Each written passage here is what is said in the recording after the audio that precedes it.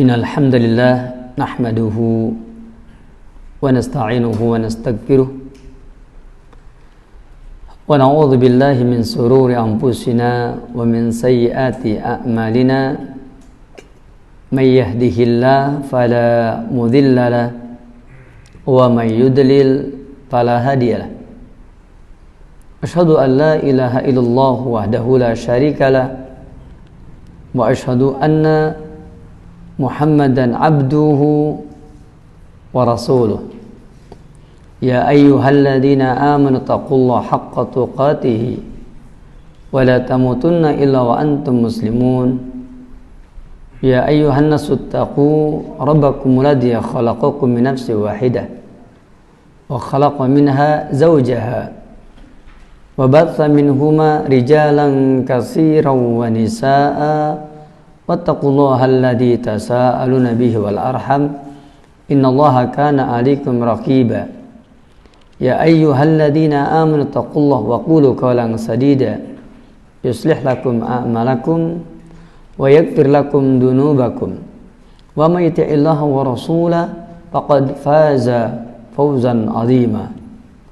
Amma ba'du fa inna saqal hadits kitabullah wa inna afdalal hadi hadi Muhammadin sallallahu alaihi wasallam wa syarrul umuri muhdatsatuha wa kullu muhdatsatin bid'ah wa kullu bid'atin dhalalah wa kullu dhalalatin finnar aw ila nar thumma amma ba'd. Ikhwanul akhwat a'azzanallahu wa iyyakum walhamdulillah wa syukru ala ni'amillah. Pada kesempatan ini kita dapat bermajelis di majlis ini yang semoga dirahmati oleh Allah Subhanahu wa taala. Salawat dan salam semoga terlimpah curahkan kepada nabi kita yang mulia Nabi Muhammad sallallahu alaihi wasallam, kepada keluarganya, kepada para sahabatnya, serta kepada pengikutnya yang setia sampai yaumul qiyamah. Ikhwanul akhwat a'azzanallahu yakum. Dalam kesempatan yang berbahagia ini, yakni pada kajian kita malam ini, insyaallah kita akan membahas kitab Mujmal Usul Ahli Sunnati wal Jamaah. Antum silakan lihat kitabnya Mujmalu Usuli Ahli Sunnati wal Jamaati fil Aqidah.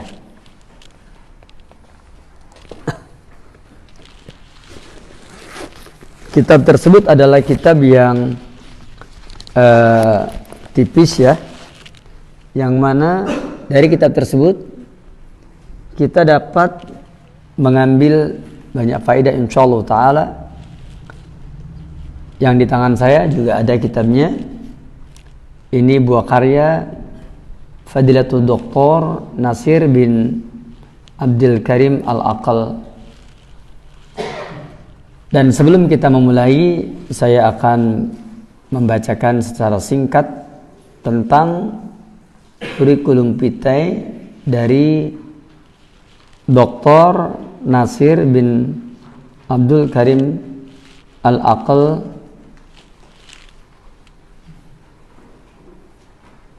dijelaskan di dalam yaitu midat.com bahwa beliau ini mendapatkan ya gelar lisensi atau LC ya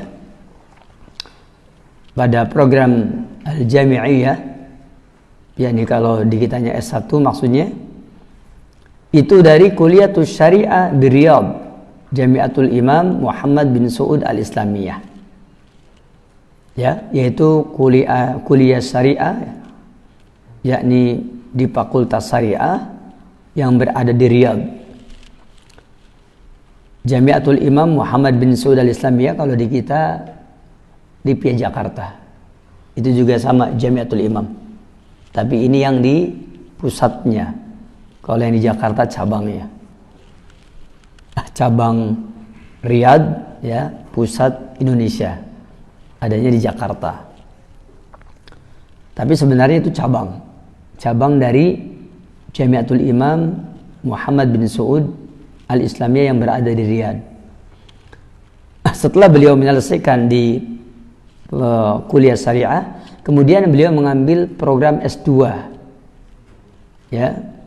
Program S2 yaitu fil aqidah wal madhahibil mu'asirah. Beliau mengambil kuliah usuluddin, yaitu jurusan akidah dan madhab mu'asirah, yaitu madhab-madhab yang modern, madhab kekinian. Ini pun juga sama, beliau belajar di Jamiatul Imam Muhammad bin Saud Al-Islamiyah, berarti di alma mater yang sama, namun mengambil konsentrasi bidang akidah dan madhab mu'asirah. Selanjutnya, ya, setelah beliau menyelesaikan di S2 dengan tesis berjudul Al-Madrasah Al-Aqliyah Al-Hadisah fi Daw'il Aqidah Al-Islamiyah, yaitu tesis dengan judul Madrasah Aqliyah Al-Hadisah, yakni rasionalis modern menurut pandangan akidah Islamiyah. Kan sekarang banyak pendidikan-pendidikan yang lebih cenderung kepada pemikiran kekinian, ya, seperti itu. Dan beliau tesisnya adalah tentang itu. Kemudian beliau melanjutkan program S3, yaitu masih fil aqidah wal madzahib al mu'asirah, yakni di Kuliatul Usuluddin.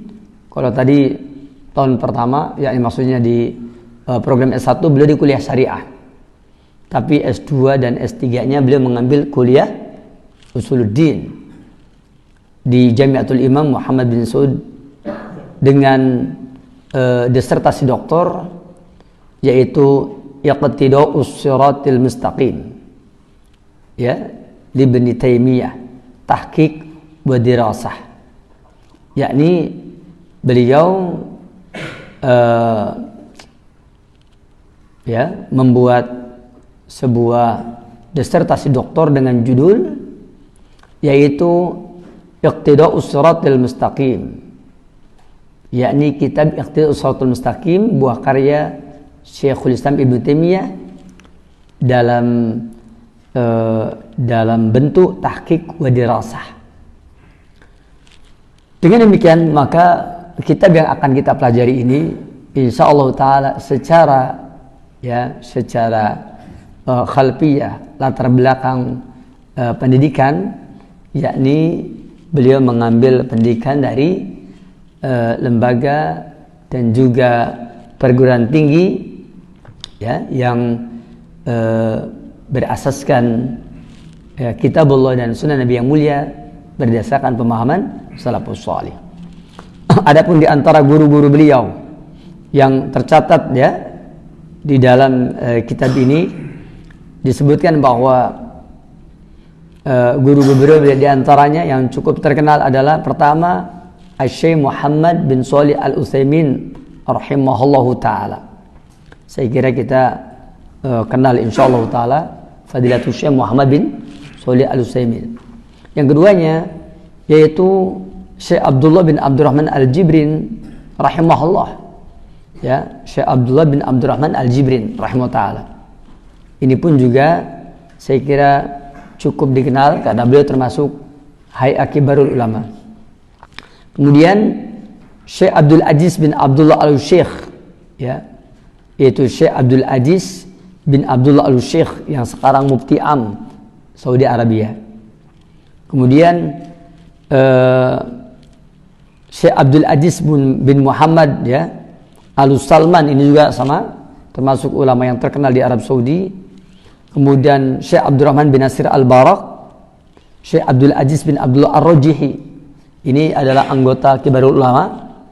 Syekh Abdul Aziz bin Abdullah Ar-Rajihi, beliau adalah salah seorang ulama yang masuk ke dalam anggota Hay'ah Kibarul Ulama. Kemudian Syekh Shalih bin Fauzan, ya, Al-Fauzan, ya, dan masih banyak lagi ulama yang lainnya. Artinya kenapa saya bacakan seperti ini? Untuk menunjukkan bahwa kitab yang akan kita baca ini insya Allah ta'ala kitab yang ditulis oleh seorang ahlul ilmi yang latar belakang pendidikannya yakni berada di atas manhaj salafi dan juga mengikuti thariqah ahlus sunnah wal jamaah dengan pemahaman salafus salih. Selanjutnya, setelah saya menerangkan secara singkat tentang Fadilatul Dr. Nasir bin Abdul Karim Al-Aql hafidhahullah, maka berikutnya kita langsung masuk kepada pembahasan tamhid, yakni pendahuluan. Dan di dalam pembahasan pendahuluan, setelah penulis menuliskan muqaddimah dengan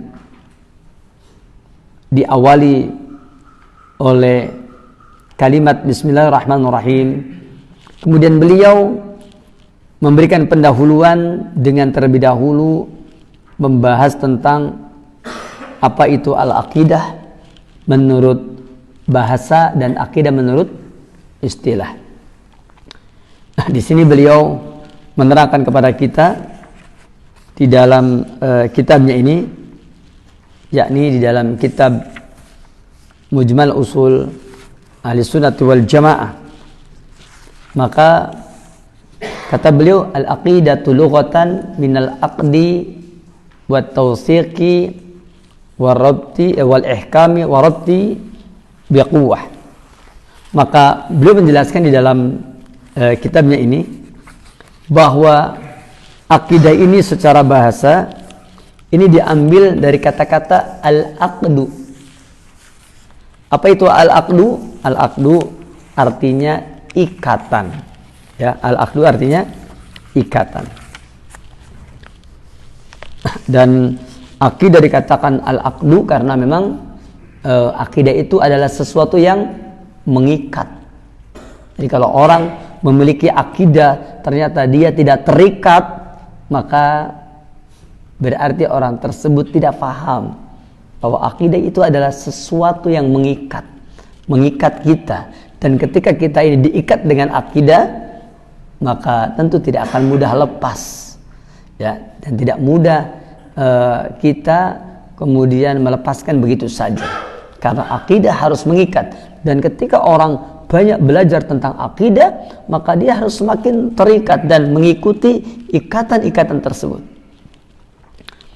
Kemudian yang keduanya secara bahasa, akidah itu maknanya adalah at-tawsiq. Apa itu tawsiq? Tawsiq artinya adalah yakni kepercayaan atau keyakinan yang kuat. Ya, at-tawsiq adalah kepercayaan atau keyakinan yang kuat. Artinya orang yang memiliki akidah, ya, maka dia harus memiliki kepercayaan dan keyakinan yang kuat. Kalau ada kepercayaan tidak kuat, maka ini bukan akidah. Akidah itu, ya, yakni memiliki standar kepercayaan dan keyakinan yang kuat. Jangankan akidah yang benar, orang-orang yang akidahnya batilah saja, yang salah pun mereka, yakni kepercayaannya kuat, ya kan? Kadang-kadang nggak jelas asal usul akidahnya, ya kan? Nggak jelas dalilnya, tapi kuatnya luar biasa. Maka apabila yakni akidah itu ya adalah at-tawsiq, maka berarti akidah harus melahirkan sesuatu yang kuat, kepercayaan yang kuat dan keyakinan yang kuat. Barakallahu fikum. Berikutnya, akidah juga yakni diambil dari kata-kata al-ihkam. Maknanya al-ihkam. Yang ketiga, secara bahasa akidah maknanya al-ihkam. Apa itu al-ihkam? Al-ihkam artinya adalah mengokohkan atau menetapkan. Itu al-ihkam. Artinya bahwa akidah dikatakan akidah karena dia adalah al-ihkam, sesuatu yang mengokohkan, sesuatu yang menetapkan. Orang yang punya akidah dia harus kokoh, Orang yang mempunyai akidah dia harus tetap. Tidak boleh orang yang mempunyai akidah tidak kokoh. Orang yang punya akidah tetap tidak boleh. Dia harus kokoh, dia harus tetap, dia harus kuat, begitu. Kalau ada orang punya akidah tapi ternyata dia tidak kokoh, ternyata dia tidak kuat, maka ini adalah sesuatu yang sangat merugi. Karena tidak layak seseorang itu memiliki akidah, tetapi dia tidak kokoh, tetapi dia tidak kuat. Ini merupakan sesuatu yang tidak sesuai dengan namanya. Nah, itu adalah akidah. Bahkan al-ihkam itu juga al-ihkam memiliki makna al-itqan. Ya, al-itqan artinya sesuatu yang menyempurnakan. Artinya orang yang memiliki akidah itu adalah orang yang akan melakukan segala sesuatu syariat yang merupakan pancaran dari kekuatan akidahnya, maka dia akan melaksanakan syariat sesempurna mungkin. Dia tidak mungkin melaksanakan syariat tidak dengan sempurna, tidak dengan upaya yang sempurna. Pasti dia memiliki kesungguhan untuk dapat menyempurnakan ya amalan-amalan yang dia lakukan. Ini adalah akidah dalam pengertian al-ihkam. Berikutnya akidah, yakni yang keempat secara bahasa, ar-rabtu biquwah. Ar-rabtu biquwah maknanya adalah ikatan yang sangat kuat. Ya, ikatan yang sangat kuat. Ya, sama dengan yang sebelumnya. Cuma yang namanya akidah itu memang harus menjadi harus berupa tambatan, harus berupa ikatan, harus berupa kesatuan yang sangat kuat. Maka orang-orang yang memiliki akidah, ya, maka dia akan merasakan adanya ikatan yang sangat kuat satu dengan yang lain. Kalau kita ini adalah ahlu sunnah wal jamaah, maka sesama kita yang memiliki akidah ahlu sunnah wal jamaah pasti memiliki semangat yang luar biasa. Namun sebaliknya, apabila kita ternyata yakni tidak memiliki ikatan yang kuat, yakni ikatan yang sangat hebat sekali, maka tentu saja perkara ini akan mudah lepas. Dengan sebab akidah secara bahasa demikian, maka berarti tidak layak dan tidak pantas orang yang mengaku memiliki akidah tetapi dia tidak memiliki perasaan terikat, tidak memiliki perasaan dirinya diikat dengan satu kepercayaan dan keyakinan yang kuat, juga dia tidak memiliki semangat yang yakni semangat yang kuat untuk menyempurnakan amalan-amalannya, nggak mungkin. Pasti orang yang memiliki akidah dia akan melahirkan banyak hal, yakni ada ikatan yang sangat kuat, kemudian juga adanya kepercayaan dan keyakinan yang sangat kuat, yang sangat teguh, kemudian dia juga memiliki kekokohan dan dia pun memiliki ketetapan, tidak gamang, tidak bimbang, tidak ragu, ya, tidak mudah kacau, tidak mudah tergoyahkan, seperti itu. Dan begitu pula bahwa orang yang memiliki akidah maka pasti dia memiliki keterikatan yang amat kuat antara satu dengan yang lainnya. Barakallahu fikum. Ini adalah secara bahasa. Adapun menurut istilah, maka dikatakan wastilahan al-imanul jazimul ladzi la yatatarraqu ilaihi syakkun lada mu'taqidihi.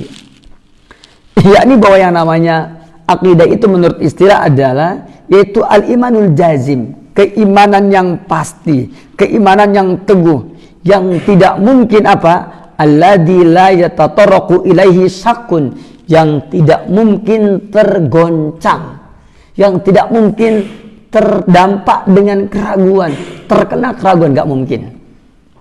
Akidah itu yakni satu keyakinan yang kuat, satu keyakinan yang teguh, satu keyakinan yang pasti, yang tidak mungkin terguncang oleh keraguan sedikit pun.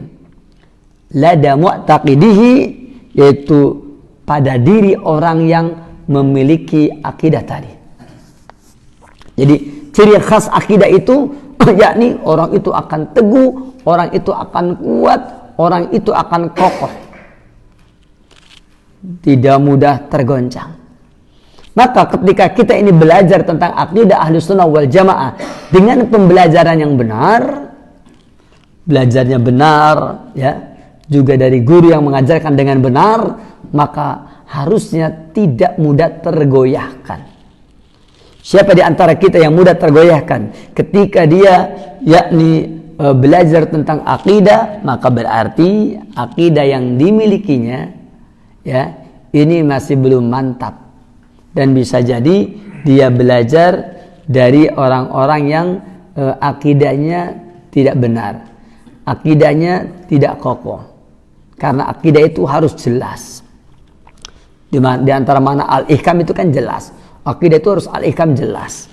Dengan sebab jelas maka teguh. Dengan sebab teguh maka kokoh. Dengan sebab kokoh maka dia memiliki sifat tetap, ya, dan tidak mudah tergoncang. Itulah akidah.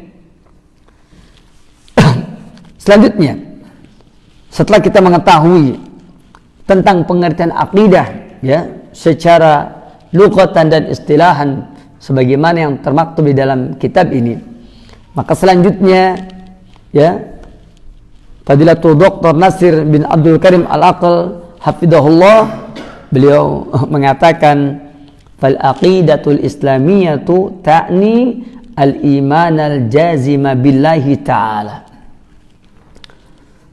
Oleh karena itu maka berarti akidah Islamiyah adalah yaitu keimanan yang teguh, keimanan yang kokoh, keimanan yang pasti kepada Allah Subhanahu wa taala. Ya, kepada Allah Subhanahu wa taala.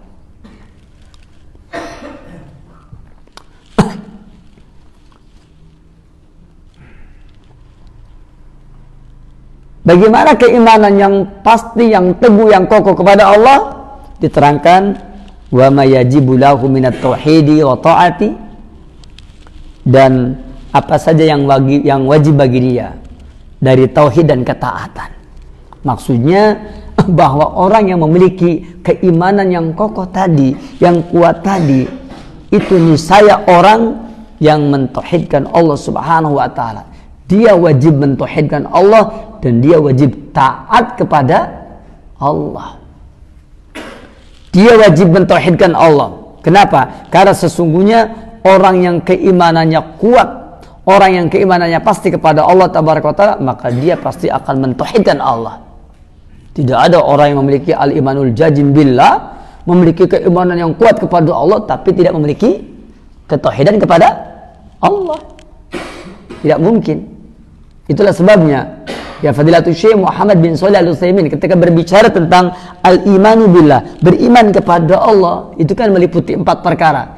Iman akan wujud Allah, iman akan rububiyah Allah, iman akan uluhiyah Allah, iman akan, ya, asma wa sifat bagi Allah Tabaraka wa taala. Maka beriman terhadap rububiyah Allah akan melahirkan tauhid rububiyah. Beriman terhadap uluhiyah Allah maka akan melahirkan tauhid uluhiyah. Beriman terhadap asma wa sifat bagi Allah maka akan melahirkan tauhid asma wa sifat. Artinya al-imanul jazimu billahi tabaraka wa taala, keimanan yang kuat terhadap Allah tabaraka wa taala, maka itu akan menyebabkan hamba tersebut dia mentauhidkan Allah. Karena mentauhidkan Allah adalah merupakan bagian dari keimanan kepada Allah Subhanahu wa taala. Dengan al-imanu bi wujudillah, yaitu beriman terhadap wujud Allah, maka ini akan menghalangi keyakinan kalau Allah tidak ada. Seperti kaum ateis umpamanya. Maka Islam tidak akan menerima kaum ateis, kaum suyu'iyun, orang-orang ateis yang mengatakan Allah itu tidak ada. Kenapa? Karena ketika kita berbicara tentang al-imanu billah, beriman kepada Allah, maka poin pertama adalah al-imanu biwujudillah. Kemudian yang keduanya, ketika kita berbicara tentang keimanan kepada Allah, iman akan rububiyah Allah, iman terhadap uluhiyah Allah, iman terhadap asma Allah al-husna wa sifatuhul ulya, maka ketika berbicara tentang 3 perkara ini, maka kita akan menjadi hamba Allah Tabaraka wa Ta'ala yang mentauhidkan Allah dan akan terhalang dari melakukan kesyirikan karena kita mentauhidkan Allah. Apakah tauhid rububiyah, apakah tauhid uluhiyah, apakah tauhid asma wa sifat. Oleh karena itu, maka dikatakan wa ma yajibu lahu minat tauhid. Dan apa saja ketauhidan yang wajib bagi dia. Tidak boleh tidak. Wa ta'ah, dan juga ketaatan. Ketaatan yang wajib bagi dia. Oleh karena itu, Fadilatul Syekh Muhammad bin Shalih Al-Utsaimin rahimahullah, beliau mengatakan bahwa itulah sebabnya ad-dinu yasmalu aqidatan wa syari'atan, agama itu meliputi aqidah, yakni mentauhidkan Allah Subhanahu wa taala, wa syari'atan, dan syariat yakni ketaatan kepada Allah. Karena orang yang yakni orang yang memiliki agama, dia harus memiliki aqidah. Orang yang memiliki agama, maka dia harus menjalankan syariah. Selanjutnya masih berbicara fal aqidatul islamiyah. Al-imanul jazimu billahi ta'ala, beriman dengan penuh kepastian, dengan penuh kesungguhan, dengan penuh kekokohan kepada Allah tabaraka wa ta'ala. Kemudian wa bimalaikatihi, dan juga kepada para malaikatnya. Beriman kepada para malaikat, wa kutubihi, kitab-kitabnya, wa rusuli, para rasulnya, wal yaumil akhiri, dan hari akhir, wal qadari, dan takdir. Apabila kita ringkas, maka berbicara tentang al-aqidah al-islamiyah, maka yang pertama adalah beriman ya kepada 6 rukun iman, dan inilah asas al-aqidah al-islamiyah. Oleh karena itu, di dalam hadis yang sahih riwayat Imam Muslim, ketika Nabi kita yang mulia ditanya oleh malaikat Jibril dengan 4 pertanyaan.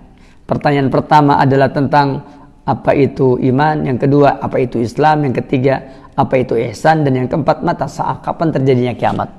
Maka ketika ditanya mal iman, apa itu iman, maka beliau menjawab dengan arkanul iman, dengan rukun iman.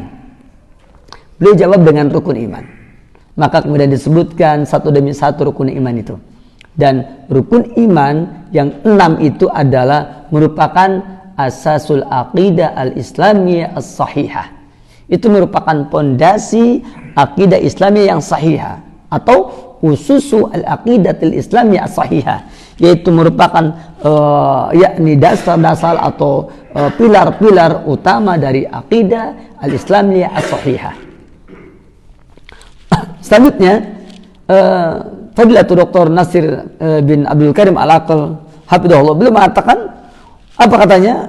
Wasairi masabata min umuril ghaib, dan semua masalah-masalah gaib yang sabit. Yang sabit adalah yang dalilnya benar, yang dalilnya sah, mungkin sahih, mungkin hasan. Berarti ketika berbicara tentang akidah, selain berbicara tentang persoalan iman, itu yang pertama, maka yang keduanya berbicara tentang seluruh urusan-urusan yang gaib. Semua urusan-urusan yang gaib. Karena semua urusan-urusan yang gaib itu merupakan bagian dari pembahasan akidah, berarti siapapun yang berbicara tentang masalah yang gaib, maka berarti berbicara dengan salah satu bagian dari urusan al-aqidah al-islamiyah. Maka urusan yang gaib ini butuh dalil. Sebagaimana Allah berfirman ketika berbicara tentang jin, apa kata Allah tabaraka taala? Qul uhiya ilayya annahu istama'a nafarun minal jinni faqalu inna sami'na qur'anan ajaba. Kata Allah tabaraka taala, qul, katakanlah oleh kamu, uhiya ilayya, bahwasanya telah diwahyukan kepadaku, annahu istama'a nafarun minal jinni, bahwasanya sekelompok dari kalangan jin istima'.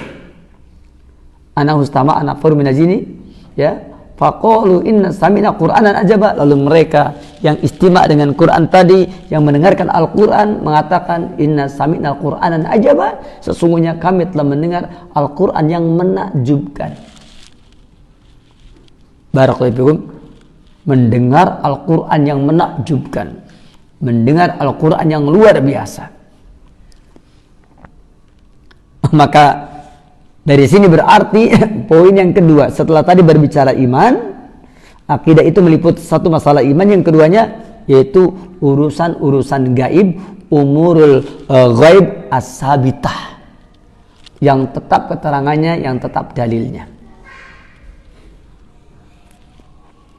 Jadi urusan yang gaib ini urusan akidah, ingat baik-baik. Berarti urusan surga neraka, urusan malaikat, urusan jin ya. Kalau malaikat kan sudah masuk ya. Ini urusan jin seperti itu. Itu adalah urusan-urusan yang berkenaan dengan masalah akidah. Maka urusan masalah akidah harus berdasarkan wahyu. Qul uhiya ilayya, katakan telah diwahyukan kepadaku. Harus dengan wahyu, harus dengan dalil. Makanya dikatakan wasairi masabata minal umuri sabitah, yakni min umuril ghaibi as-sabitah, yaitu ini merupakan urusan-urusan gaib yang sabitah. Selanjutnya, yang ketiganya yaitu wal akhbar, dan juga khabar-khabar, yakni terutama khabar-khabar di masa lalu. Al-akhbar al-mutaqaddimah, itu khabar-khabar tentang orang-orang yang terdahulu. Maka khabar-khabar orang yang terdahulu itu harus ya, yakni harus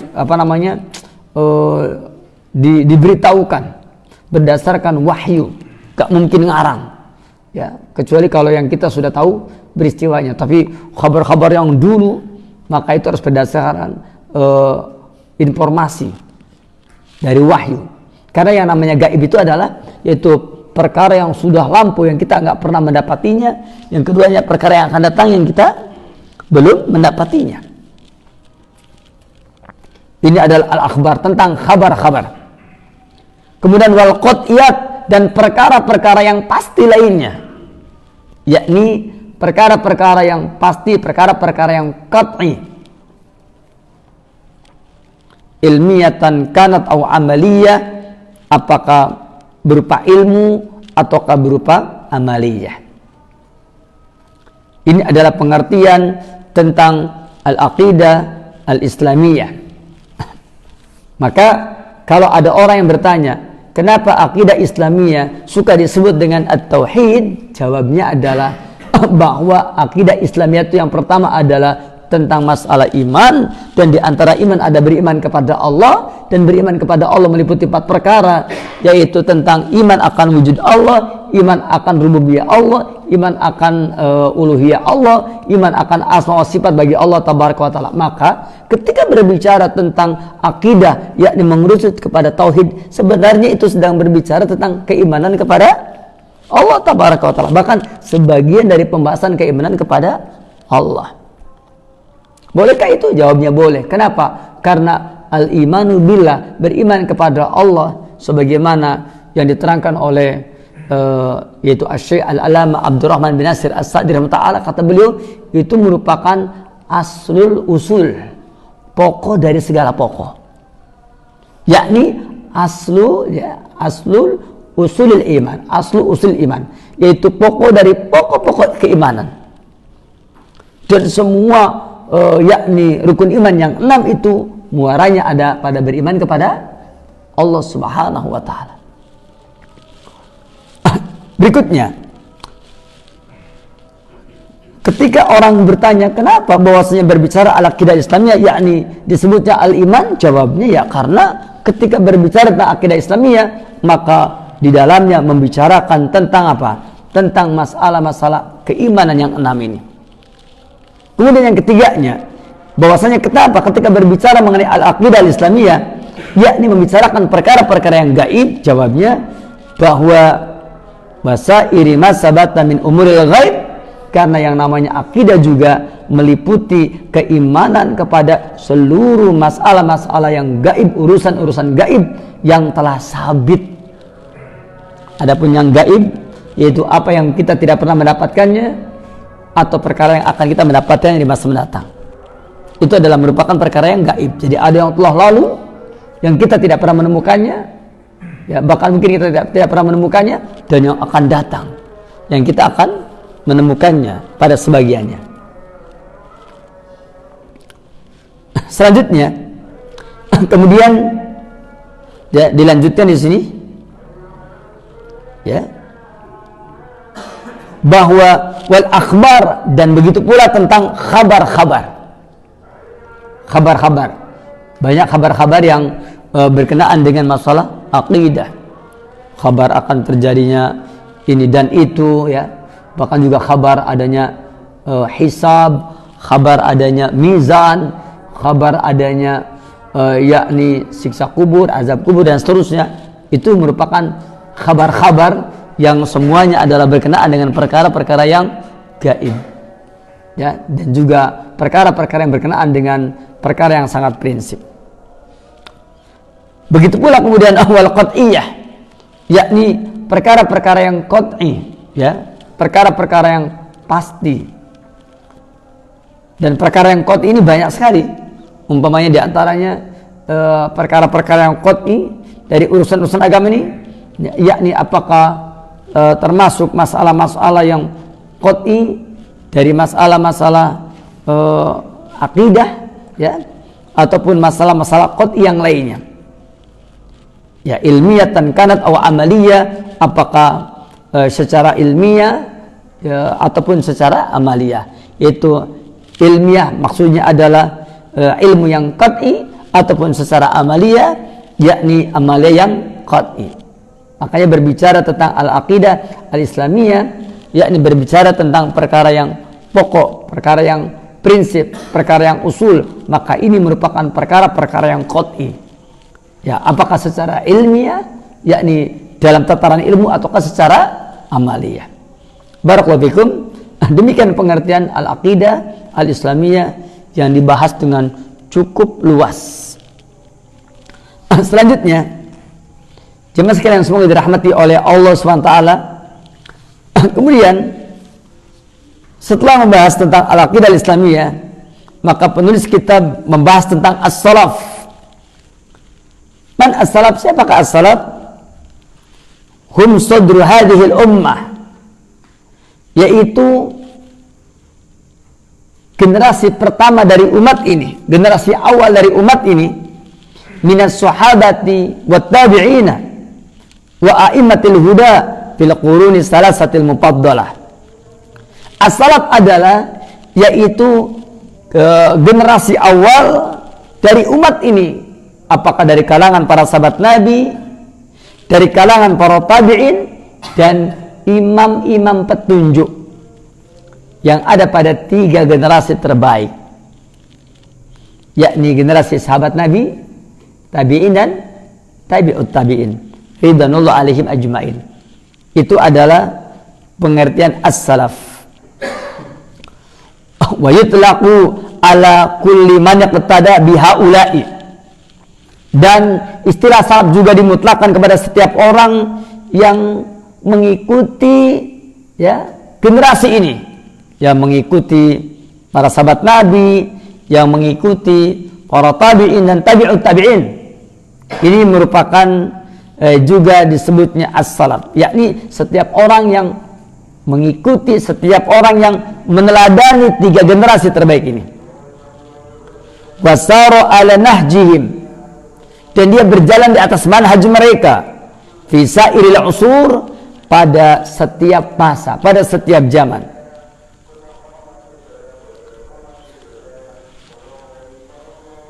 Ini adalah yakni mereka, ya, yang disebut dengan as-salaf, yakni salaf itu adalah generasi awal dari umat ini.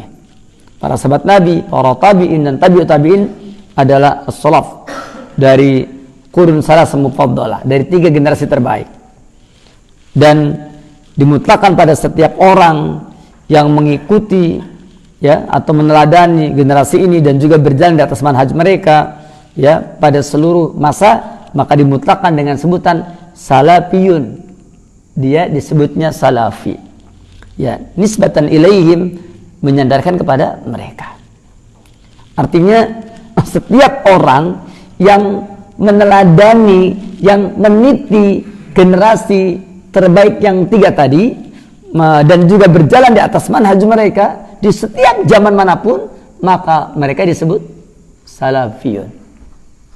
Jadi kalau antum ini dan kita yang hadir di majlis ini, juga siapa saja kaum muslimin yang mendengarkan ceramah saya ini, bahwa kalau Anda termasuk orang yang yakni meneladani 3 generasi terbaik dan juga berjalan di atas 3 generasi terbaik di zaman manapun, maka Anda adalah seorang salafiyun. Ya, isbatan ilaihim, sebagai penyandaran kepada mereka bahwa kita adalah orang yang meniti jejak salaf. Salafiyun adalah orang yang meniti jejak salaf. Selanjutnya, ahlu sunnati wal jamaah, ahlu sunnah wal jamaah hum man kana ala misli ma kana alihi an-nabiy sallallahu wa ashabuhu. Ahlu sunnah wal jamaah adalah, yaitu mereka orang-orang yang berada di atas seperti yang Nabi dan para sahabatnya berada di atasnya. Jadi ahlu sunnah wal jamaah yaitu mereka yang berada di atas, ya, di atas jalan, di atas cara beragamanya Nabi dan para sahabatnya. Siapa yang meniti jalan ini, maka mereka adalah ahlu sunnah wal jamaah. Wasumu ahlu sunnah, dan mereka diberikan nama dengan ahlu sunnah. Kenapa dikatakan ahlu sunnah? Listimsakihim wattibaihim li sunnatin Nabi sallallahu, karena mereka berpegang teguh, karena mereka mengikuti sunnah Nabi kita yang mulia, Nabi Muhammad sallallahu alaihi wasallam. Mereka dinamakan ahlu sunnah karena mereka berpegang teguh dengannya dan mereka mengikutinya, mengikuti sunnah Nabi yang mulia, Nabi Muhammad sallallahu alaihi wasallam. Wasumu al-jama'ata, dan mereka juga dinamakan dengan al-jamaah. Kenapa mereka dinamakan al-jamaah? Kenapa al-sunnah wal jamaah dinamakan juga dengan al-jamaah? Jawabnya, li'annahumul ladzina ijtama'u 'alal haqq, karena mereka adalah orang-orang yang berkumpul di atas kebenaran. Mereka adalah orang yang berkumpul di atas kebenaran. Mereka adalah orang yang bersepakat di atas kebenaran. Mereka adalah orang-orang yang sepakat di atas kebenaran, berkumpul di atas kebenaran. Itulah sebabnya dikatakan al-jamaah.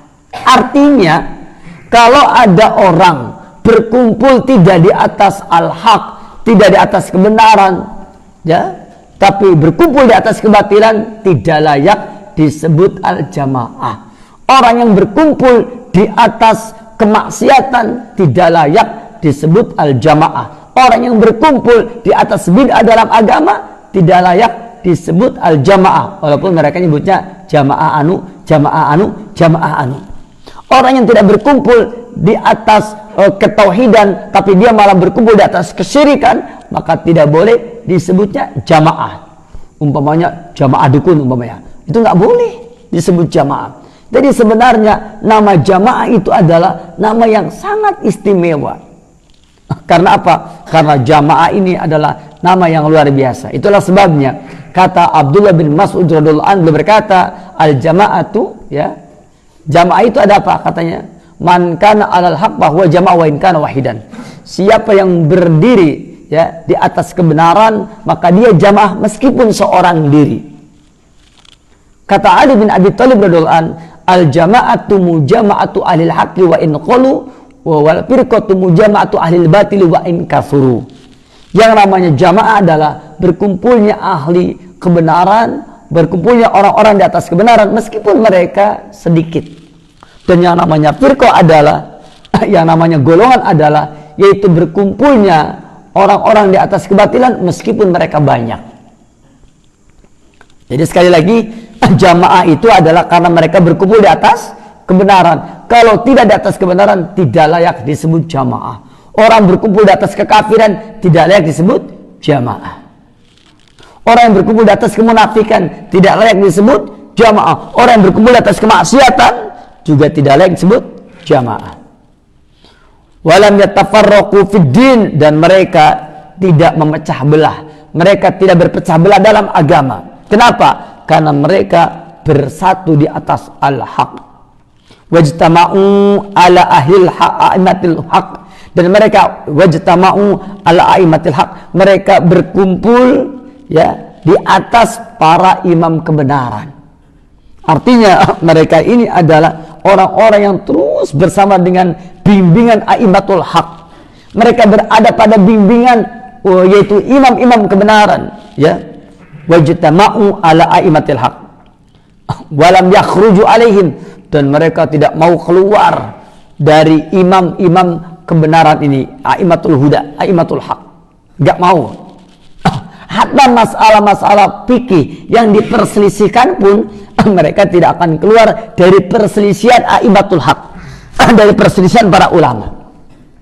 Sekarang ini kan banyak orang yang belajar fikih, tapi fikihnya itu jauh semuanya, bahkan tidak memiliki sama sekali asal usulnya. Pertama, fikihnya ini berdasarkan dalil juga tidak.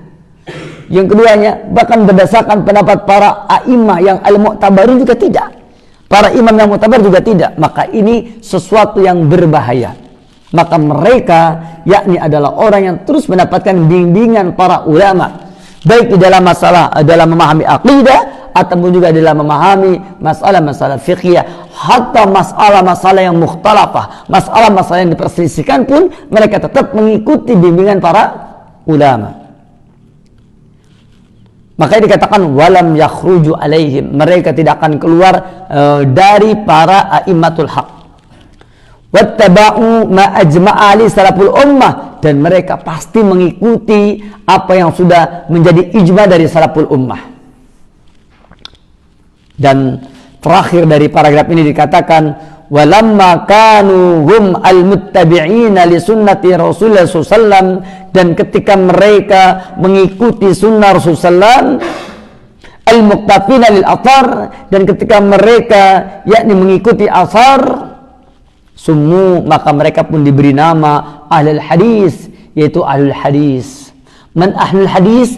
Alladzina yasta'miluna al-ahadis, orang yang mengamalkan hadis-hadis. Atau wa ahlul athar, mereka dinamakan juga ahli asar. Kenapa dikatakan ahli asar? Yakni alladzina yasta'miluna al-asar, mereka yang mengamalkan asar-asar. Dan asar ini terkadang apa yang datang dari Nabi pun disebutnya asar. Kenapa? Karena apa yang datang dari Nabi memang harus ada asarnya, harus ada jejaknya. Bahkan ketika memberikan ta'rif sunnah pun para ulama mengatakan as-sunnatu hiya kullu ma usira an Nabi sallallahu, setiap apa saja yang telah ada jejaknya dari Nabi sallallahu. Makanya terkadang disebut ahlul asar ini termasuk yaitu asar yang datang dari Nabi. Ya, bukan hanya asar yang datang dari para sahabat Nabi atau yang setelahnya. Seperti itu. Kemudian wa ahlul ittiba. Kenapa mereka dikatakan ahlul ittiba? Karena mereka adalah hum alladzina yasta'miluna al-ittiba. Mereka mengamalkan ittiba. Bagaimana mereka ittiba kepada Rasulullah SAW, bahkan mereka ittiba kepada sunnah Nabi yang mulia, sunnah khulafur rasyidin, sunnahnya para sahabat Nabi. Bahkan untuk menyempurnakan ittibanya mereka akan terus berputar mengikuti bimbingan para ulama, terutama dalam masalah-masalah yang diperselisihkan. Mereka tidak akan jauh dari putaran para ulama.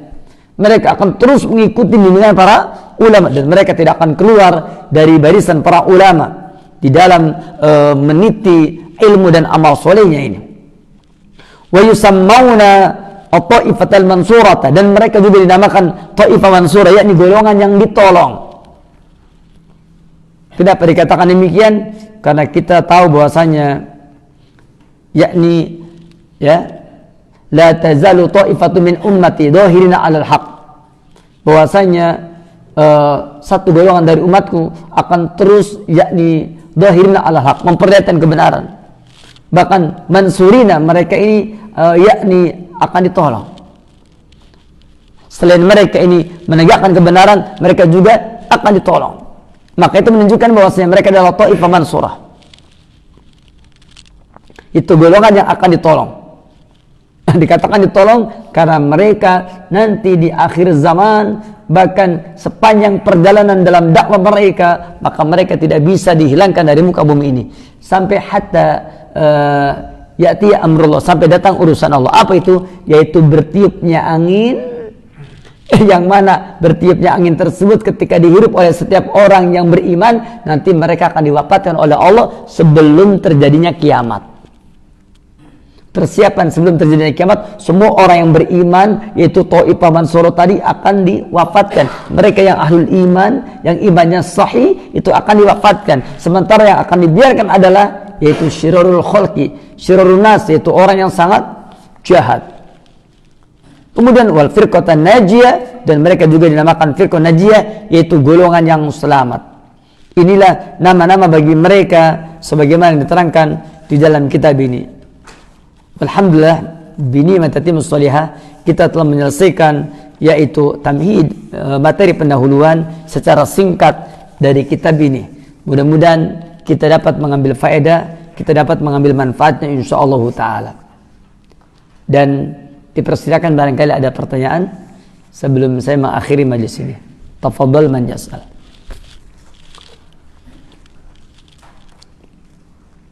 Iya, fadhal. Kalau masalah yang terkena syubhat, apa termasuk al-imam? Orang yang terkena syubhat, kita tidak bahas dia termasuk jamaah atau bukan. Tetapi orang yang terkena syubhat, maka mereka harus diobati. Kenapa? Dikatakan bahwasanya panah setan itu kan dua. Pertama adalah asyubuhat, yang kedua adalah asyahwat.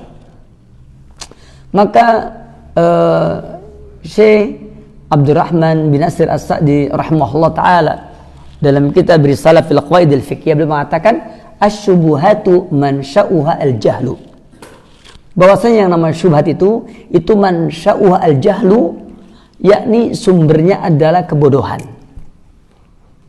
Ya, syubhat itu sumbernya kebodohan. Dan para ulama kita membagi al-jahlu jahlani, bodoh ini ada dua. Ada jahlun basitun, jahlun basit, ada jahlun murakkabun, jahlun murakkab. Apa itu jahlun basit?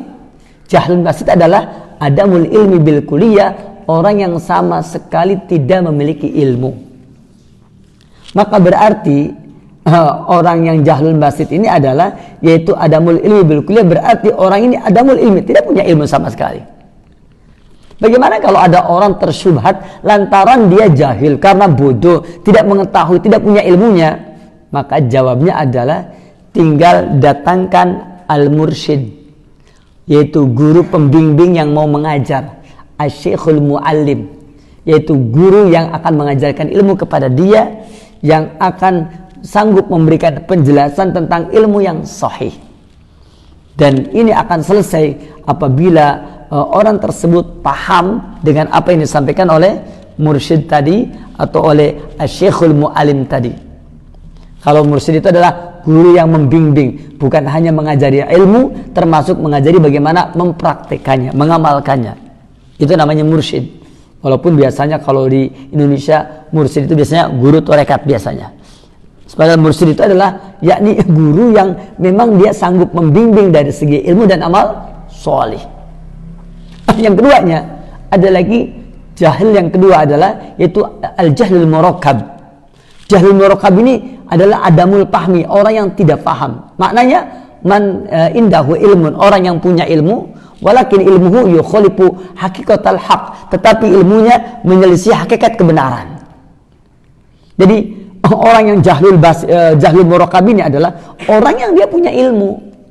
Orang dia itu mungkin dikenal oleh masyarakatnya ahli ilmu, orang yang punya ilmu, orang yang punya pengetahuan, walakin ilmuhu yukhalifu al-haqqa, tetapi ilmunya menyelisih kebenaran. Maka ini termasuk golongan adamul fahmi, tidak paham. Dan orang yang begini ini biasanya agak susah. Kenapa? Karena dia punya pengetahuan, dan orang yang punya pengetahuan biasanya tidak mudah langsung menyadari. Maka yang seperti ini perlu adanya iqamatul hujjah, penegakan hujjah. Yang menegakkannya tentu ahlul ilmi yang lain. Ya, dan juga harus dibaca, dianya termasuk mimman yataharul haq apa tidak? Dianya termasuk orang yang mencari kebenaran apa tidak? Karena Syekh Rabi bin Hadi Al-Madkhali dalam kitab beliau Syarah Ushulus Sunnah, ketika ditanya, "Syekh, bagaimana kita berdialog dengan orang yang yakni dia ahlul bid'ah?" Umpamanya seperti itu. Atau orang yang berseberangan dengan kita. Maka kata beliau, lihat oleh kamu apakah hal huwa mimman yataharul haq amla, apakah dia termasuk orang yang memang mencari kebenaran atau tidak. Kalau engkau melihat dia adalah orang yang mencari kebenaran, dia cenderung kepada dalil, dia taqdimun naqli alal aqli, dia lebih cenderung kepada penukilan dalil daripada akal, Maka antum silakan berdialog apabila antum memprediksi dia karena dia takdimul akli alal takdimul nakli alal akli, mengutamakan dalil daripada akal, maka kamu silakan berdialog dengan dia. Tetapi apabila dia laysa mimman yataharul haq, apabila dia tidak termasuk orang yang mencari kebenaran tetapi mencari pembenaran, ya, maka yang seperti ini tidak perlu dilayani. Makanya Al-Imam Hasan Basri, datang orang, saya pengen debat dengan antum. Kata beliau, aku yakin dengan agamaku dan kamu yakin dengan agamamu. Kalau kamu tidak yakin, maka kamulah cari. Setelah kamu dapat keyakinan, datanglah kepadaku, baru kita akan berbicara tentang agama kita. Itu menunjukkan bahwa sesungguhnya yakni Al-Imam Hasan Basri ta'ala, beliau tidak mau berdialog dengan orang yang laysa mimman yataharul haq.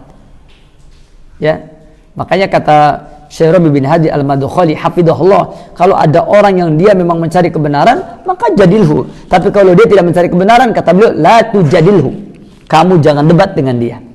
Kenapa? Karena apabila dia mencari kebenaran, maka niscaya orang yang mencari kebenaran, apabila kita mendatangkan dalil dari kitabullah dan sunnah yang mulia, dia akan takdimun nakli alal akli, dia akan mengutamakan penukilan daripada akalnya.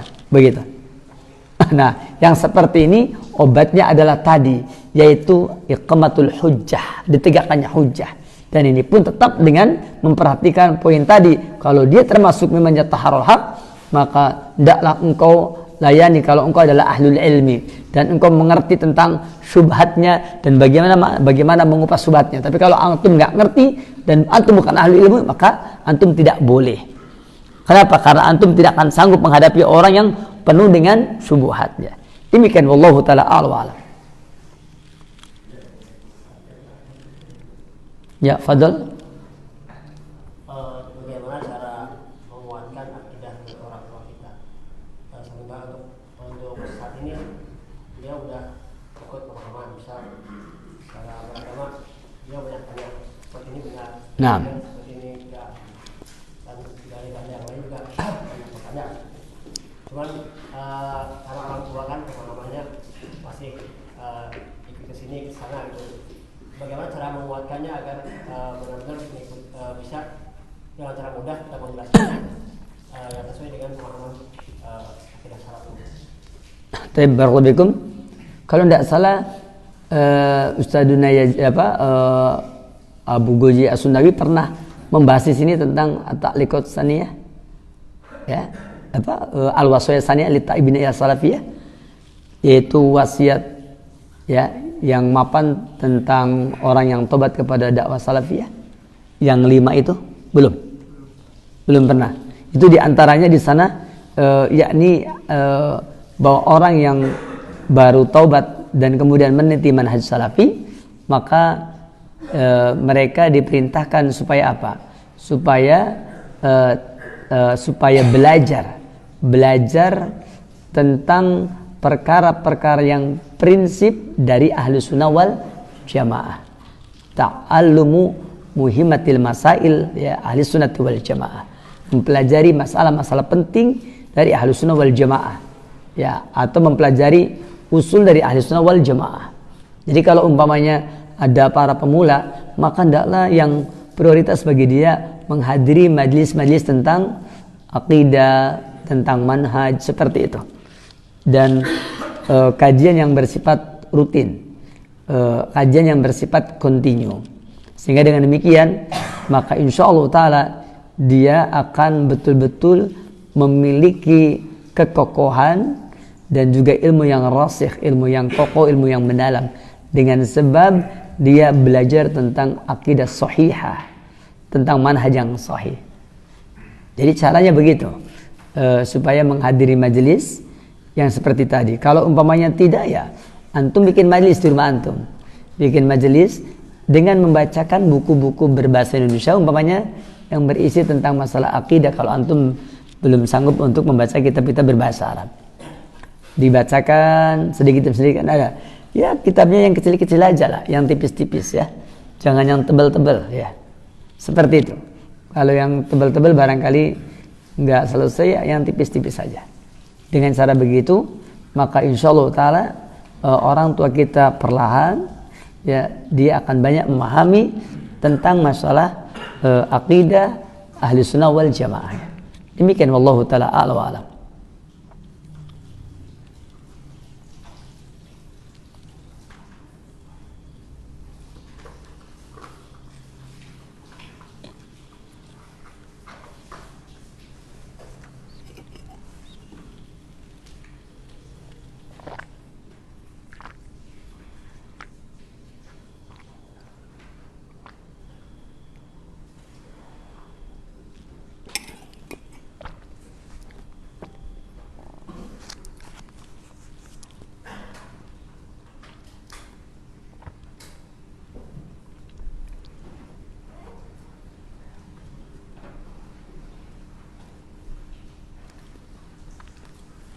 Cukup mungkin barangkali.